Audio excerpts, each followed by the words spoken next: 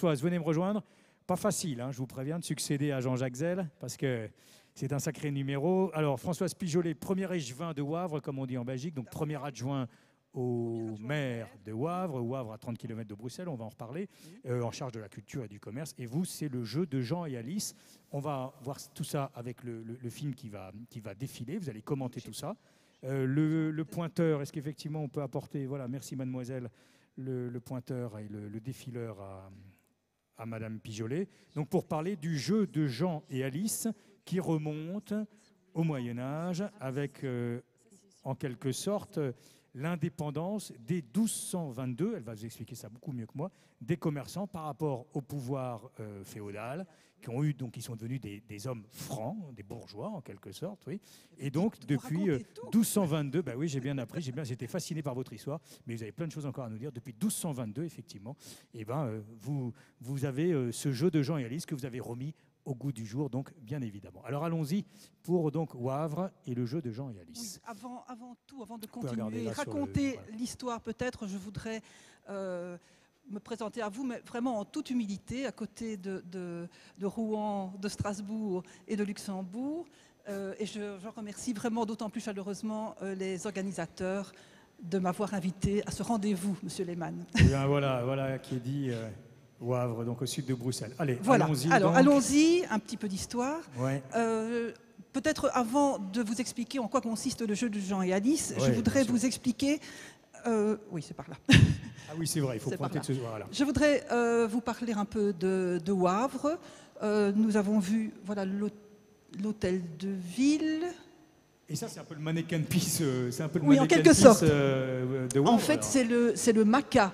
C'est une figure emblématique de Wavre qui représente un petit garçon farceur, moqueur. Et le surnom de maca est toujours le surnom qui est donné aux habitants de Wavre actuellement. Et alors, on lui polit les fesses, alors? Alors, le fait de lui polir les fesses porte bonheur, effectivement. Voilà. Donc, vous voyez que le passage a été relativement important. Oui, je vois.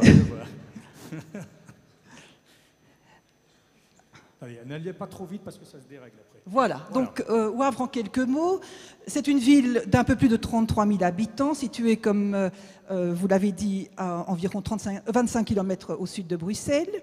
Depuis 1995, Wavre est devenu le chef-lieu de la 10e province de Belgique, la toute jeune province du Brabant wallon. Depuis le Moyen-Âge, elle est à la fois carrefour routier et centre commercial. En fait, c'est peut-être la raison pour laquelle je me trouve aussi parmi vous aujourd'hui. Ça va être d'ailleurs la raison de mon exposé et le point de départ de la création du jeu de Jean et Alice. Wavre compte grosso modo 550 entreprises réparties en 2 zonings et 900 commerces, dont environ 400, peut-être un peu plus, en centre-ville. Voilà pour les présentations. Wavre, une ville d'atmosphère et une ville commerçante. Je voudrais préciser que, contrairement à la magnifique ville qui nous accueille aujourd'hui, Wavre, hélas, a connu à de multiples reprises des pillages, des incendies, et donc ne bénéficie pas, ou presque pas, de vestiges historiques. Mais en dépit de cela, elle est réellement un centre commercial depuis le Moyen-Âge. Voilà, on voit des photos d'atmosphère, effectivement. Vous voyez l'église en arrière-fond, ça va jouer son rôle dans un instant, vous allez voir. Une vue d'une de nos rues commerçantes lors de la braderie. Alors, je vais... Voilà, on arrive à nos on arrive bourgeois. Un peu d'histoire cette fois. En fait, la raison de ma présence parmi vous, c'est de vous présenter le jeu de Jean et Alice. Qu'est-ce que le jeu de Jean et Alice?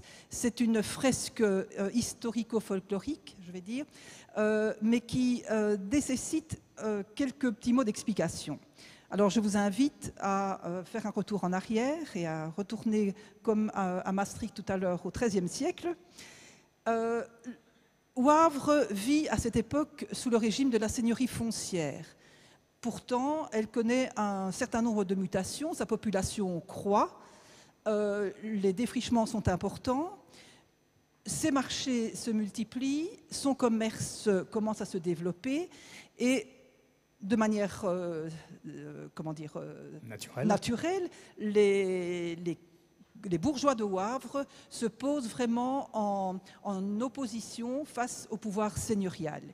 Et à cette époque, en 1222, ils vont réclamer davantage de pouvoir, davantage de liberté pour leur ville, et ce sera chose faite donc en 1222. En 1222, l'histoire nous dit que c'est le duc de Brabant qui octroie aux Wavriens, à la ville, la charte des libertés et franchises. Pourtant, sans doute était-il moins sympathique à la population, mais toujours est-il que la tradition orale fait en sorte qu'on attribue aux seigneurs de Wavre, Jean et Alice, l'octroi de cette charte qui a permis vraiment à Wavre de se développer dans la mesure où la circulation des biens et des personnes était beaucoup facilitée. Alors là, on arrive en 1954, on l'a vu sur le slide, et les carillons, voilà. symbole de liberté, donc on est 700 ans plus tard, 720 ans plus tard, et donc la naissance du jeu de Jean et Alice, voilà. concrètement à Wavre. Alors, voilà, encore un petit mot d'explication. Ouais. Pourquoi 1954 ? Eh bien tout simplement parce que vous savez que pendant la guerre, les pays occupés se voyaient réquisitionner les cloches. Les pays occupés se voyaient réquisitionner les cloches des églises par l'occupant allemand pour en fabriquer des engins de guerre. Ça a été le cas à Wavre, qui a dû livrer en 1943 2 des 3 bourdons de son église Saint-Jean-Baptiste. Une fois la liberté retrouvée, après la guerre, un rêve vieux de 3 siècles a refait surface, c'était doter l'église d'un carillon. Et pour ce faire, la ville, l'association commerciale et industrielle locale, et grâce à une souscription publique, ont fait en sorte que le rêve devienne réalité. Donc effectivement, en 1954, Wavre a pu bénéficier de son carillon. Alors on voulait évidemment célébrer l'événement avec faste, et c'est à ce moment-là que, dans l'esprit de 4 Wavriens, a germé l'idée d'associer le carillon, symbole de liberté, à l'octroi de la charte des libertés de 1222. Le jeu de Jean et Alice était né. Non. Voilà. Allez, allons-y. Donc, qu'est-ce que c'est que ce jeu ? Alors, qu'est-ce que le jeu de Jean et Alice ? On ne va pas le décrire trop dans le détail, mais c'est vrai que c'est assez Donc, sympa, c'est un dialogue parlé, chanté, dansé entre Jean et Alice, les seigneurs de Wavre, et la population, qui symbolise, comme je vous le disais tout à l'heure, la remise de la charte des libertés au Maca, qui est le représentant des habitants de Wavre. On le retrouve. C'est un événement fédérateur, identitaire et citoyen qui est fort, fort attendu par les habitants et qui est vraiment un pilier du patrimoine local. Il rassemble plus de 500 bénévoles, vraiment tous âges, toutes conditions sociales, toutes convictions politiques, philosophiques réunies. Tout le monde contribue dans un climat excessivement chaleureux à faire que cet événement soit un succès. Cet événement se représente tous les 5 ans en soirée au moment de l'Ascension. Cette année, en 2012, nous en avons vécu la 9e édition. Il y a vraiment des milliers de spectateurs. La ville est totalement envahie, c'est ça ? Non, le centre-ville, je veux Restons dire, le centre-ville. Non, c'est-à-dire que quand je parle de milliers de spectateurs à chaque édition, c'est à chaque année. En fait, les gradins peuvent accepter, je vais dire, 900 personnes à peu près. Hein ? Je voudrais également signaler le fait que c'est un événement, bien sûr, local et identitaire, comme je l'ai dit, mais sa renommée dépasse quand même les limites de Wavre, et j'en veux pour preuve le fait qu'en 1958, le jeu a été inscrit à la liste des festivités officielles qui ont été présentées lors de l'exposition universelle de Bruxelles. Avec le fameux atomium. Voilà. Allez, zou, la voilà. suite. Voilà, on retrouve des belles photos. Alors voilà, pour vous mettre un peu dans l'ambiance, il s'agit ici de l'arrivée officielle du bourgmestre Charles Michel, qui se trouve sur la droite en noir. Il porte le bâton avec lequel il donnera le coup d'envoi du jeu. En arrière-fond, notre hôtel de ville. Jean et Alice de 2012, avec le blason de Wavre. Voilà le décor. Les géants, Jean, Alice Ah oui, et le comme maca. comme dans la tradition C'est du la, Nord, il y a des c'est la géants, tradition, c'est notre tradition. Hein. ouais. Voilà, quelques images, vous voyez, des chants, des danses. Je vous parlais de tous âges confondus. C'est la danse des petits mitrons.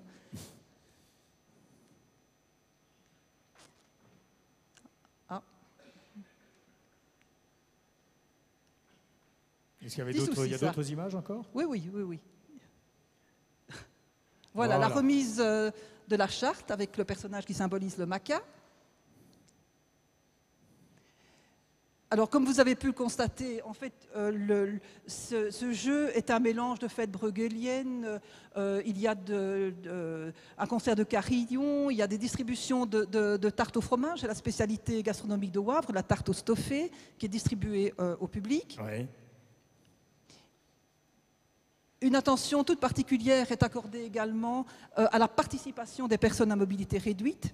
C'est le cas ici pour cette dame, qui on a confectionné vraiment Voilà, alors les animations pour effectivement, comment les commerçants sont associés. Bon, On va passer ça en revue. Oui, c'est pas encore ça. Les animations de rue, c'est encore autre chose dans la mesure où, depuis 10 ans à peu près, un petit groupe, enfin une centaine de bénévoles ont décidé de faire en sorte qu'une des rues commerçantes de la ville qui mène à la place de l'église soit également animée. Et donc, je récupère, voilà, pour que ce soit vraiment une amorce au spectacle, ils ont, et on peut le voir sur, voilà.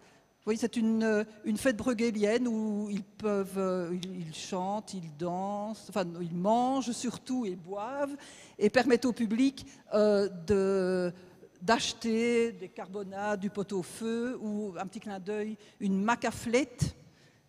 Qu'est-ce que c'est qu'une macaflette? macaflette? La macaflette, en fait, c'est une tartiflette revisitée à l'heure wavrienne, c'est-à-dire que le reblochon est agrémenté de fromage belge au Péquet. Je ne sais pas si certains d'entre vous connaissent le Péquet. C'est un alcool blanc. Voilà. Oh bah, ça doit être léger comme... Tout à fait, tout à fait.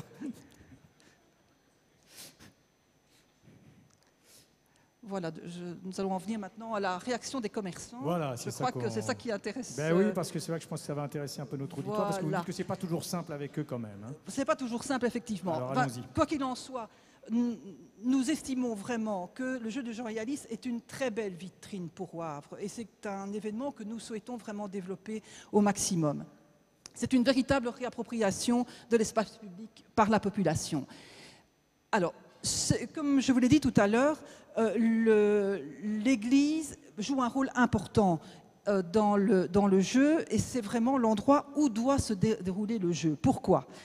Regardez bien la photo de gauche, vous voyez, le parking est occupé, enfin, la place est un parking actuellement. Ça a son importance dans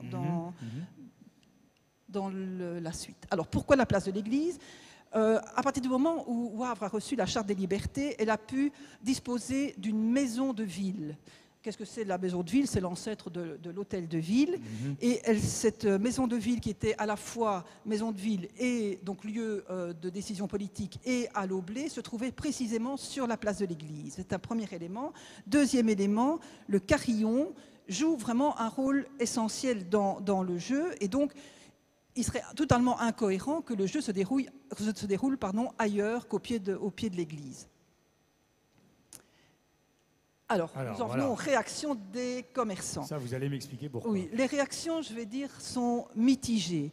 Je vais quand même signaler que ce n'est pas l'unanimité contre le jeu, loin de là.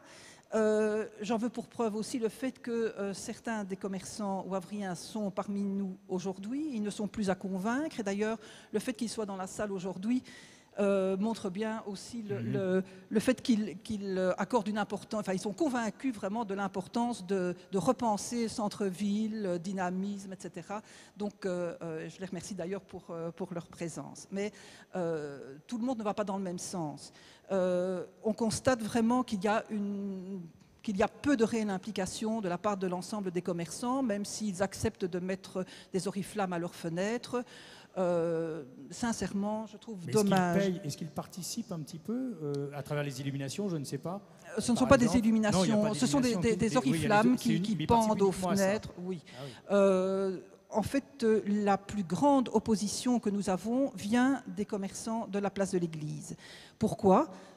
Parce que Ils ça ont occupe deux les places de griefs. parking. Voilà, ça occupe les places de parking, c'est-à-dire que les places de Wavre sont encore, comme c'était le cas avant dans de bon nombre de villes, dévolues au stationnement. C'était un héritage de la période où c'était tout à la voiture.